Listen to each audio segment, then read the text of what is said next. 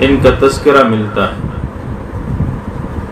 اور کثرت سے ملتا ہے، سو بعض نے کہا کہ اخلاق قرآن کریم کا موضوع ہے۔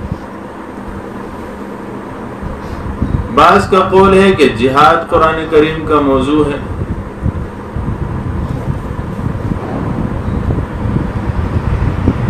قرآن کریم میں دو بڑی سورتیں، سورہ انفال اور سورہ برات، اس میں نبی کریم صلی اللہ علیہ وآلہ وسلم کے جہاد کا ذکر ہے اور تفصیلاً ذکر ہے، گویا ساری سورت ہے جہاد سے بحث کر رہی ہے۔ لیکن اس کے علاوہ بھی آپ کو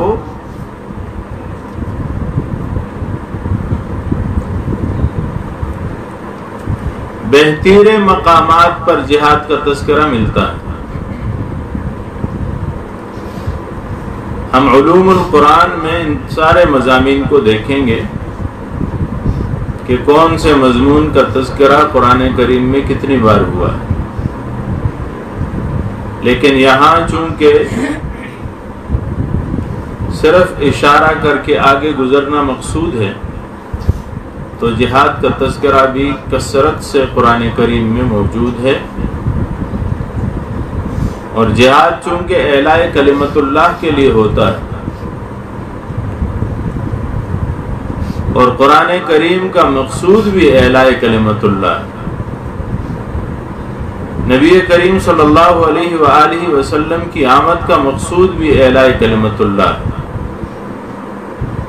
سو فرماتے ہیں کہ جہاد قرآن کا موضوع۔ ایک قول تھا کہ سیاست قرآن کا موضوع۔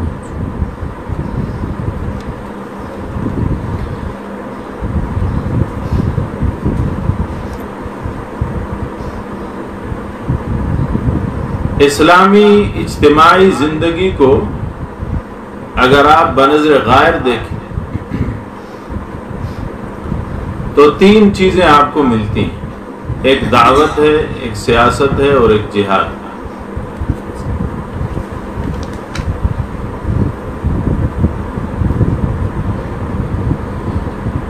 دعوت اللہ جل شانہ کی طرف بلانے کا نام ہے،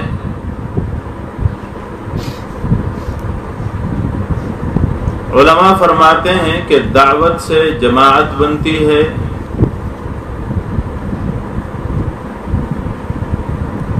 اور جماعت سے قوت بنتی ہے،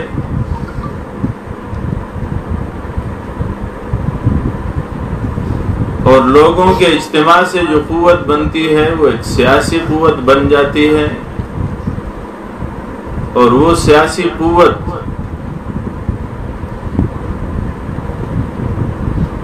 جب اپنے عروج کو پہنچتی ہے تو وہ حکومت حاصل کر لیتی ہے، اور حکومت حاصل کرنے کے بعد وہ نظام وضع کرتی ہے۔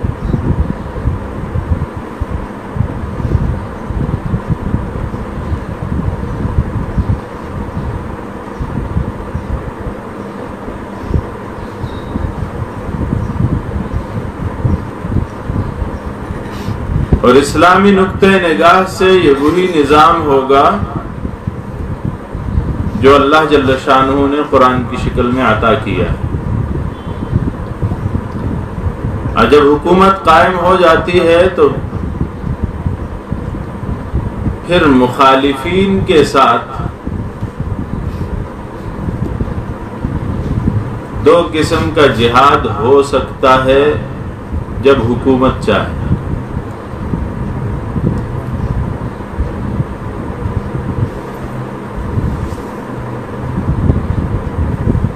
ایک دفاعی جہاد اور ایک اقدامی جہاد، دونوں رسول اللہ صلی اللہ علیہ وآلہ وسلم کے دور میں ہوئے۔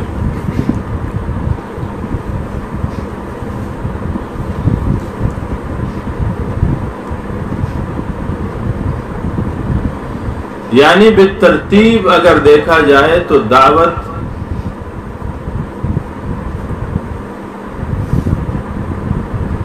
انفرادی عمل ہے، بعد میں اجتماعی صورت اختیار کر سکتی ہے۔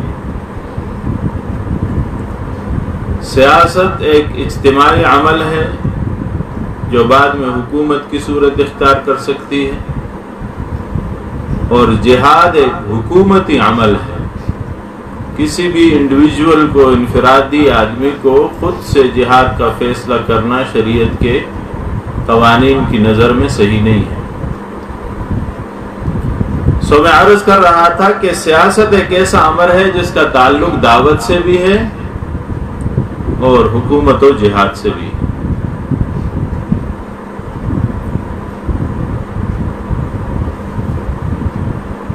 علماء کرام فرماتے ہیں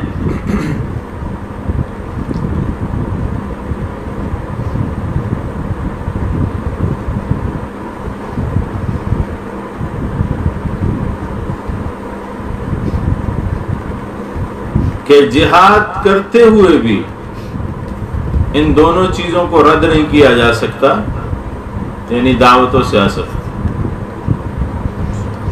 کہ حضور اکرم صلی اللہ علیہ وآلہ وسلم کی تعلیمات کی روشنی میں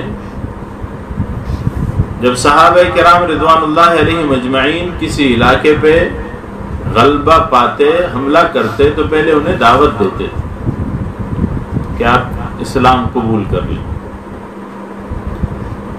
اگر انہوں نے دعوت قبول کی تو فبہا، اگر نہیں قبول کی تو پھر ان پہ جزیہ رکھا گیا، جو کہ ایک سیاسی عمل ہے۔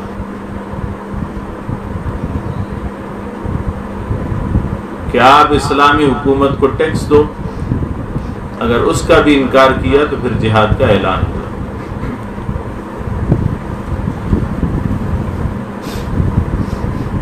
تو گویا جہاد کرتے کرتے بھی دعوت و سیاست کا عمل موجود ہے۔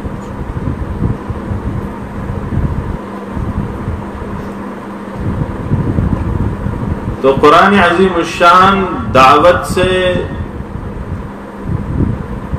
اجتماعی زندگی میں انتظامی صلاحیتوں کو حاصل کرنے سے،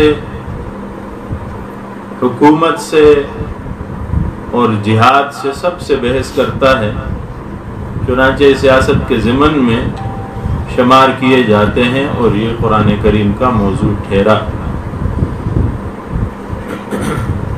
ایک قول ہے کہ قرآن کا موضوع انسان،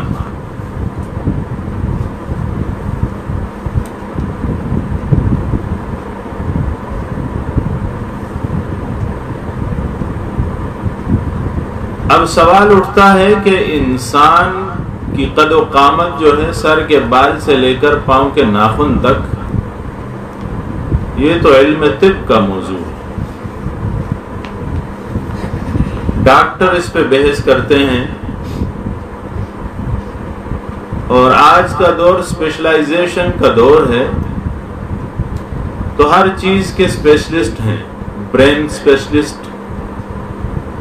دماغ کے، آئی اسپیشلسٹ آنکھوں کے، کان، ناک، گلا، دل، فلاں ہارٹ اسپیشلسٹ۔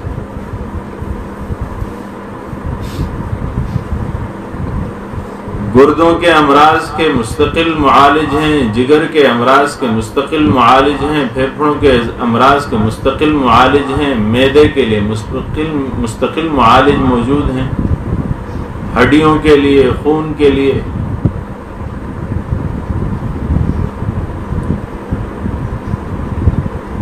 یعنی آپ جسم کا کوئی ایک پارٹ لے لیں، ہر جز کے لیے مستقل اسپیشلائزیشن کی جاتی ہے۔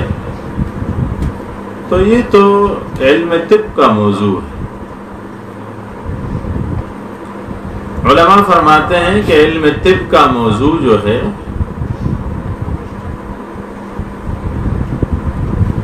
الانسان ہے من حیث انہ انسان، کہ وہ انسان ہے، یا من حیث انہ حیوان، کہ وہ حیوان ہے، حیوان ناطق،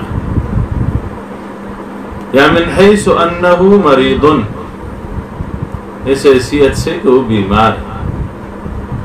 آنکھ صحیح ہے تو کسی ڈاکٹر کو آنکھ میں عمل کرنے کی کوئی اجازت نہیں، دماغ ٹھیک ہے، کام کر رہا ہے، چل رہا ہے، تو اسے چھیڑنے کی کوئی ضرورت نہیں۔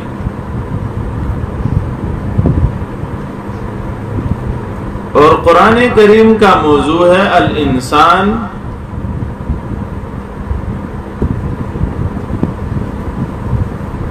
من حیث انہ مکلف، اور ایک دوسرا قول ہے الانسان من حیث انہ عبد اللہ۔ انسان قرآن کا موضوع ہے اس حیثیت سے کہ وہ اللہ کا بندہ ہے، یا وہ مکلف ہے، یعنی اسے اس کی طرف احکام متوجہ ہوتے ہیں۔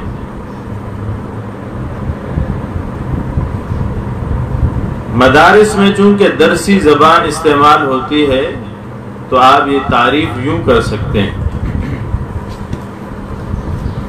هو الانسان من حیث انه مکلف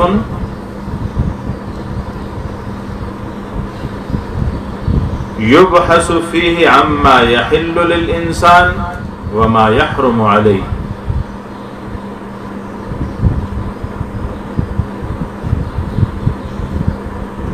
اس قرآن میں بحث ہوتی ہے ہر اس چیز سے جو انسان کے لیے حلال ہے یا حرام ہے، وعما ينفع الانسان وما يضره من الایمانیات والاعمال والاخلاق، جو انسان کو نفع دے یا نقصان دے، ایمانیات میں سے ہو یا اعمال میں سے ہو یا اخلاق میں سے ہو۔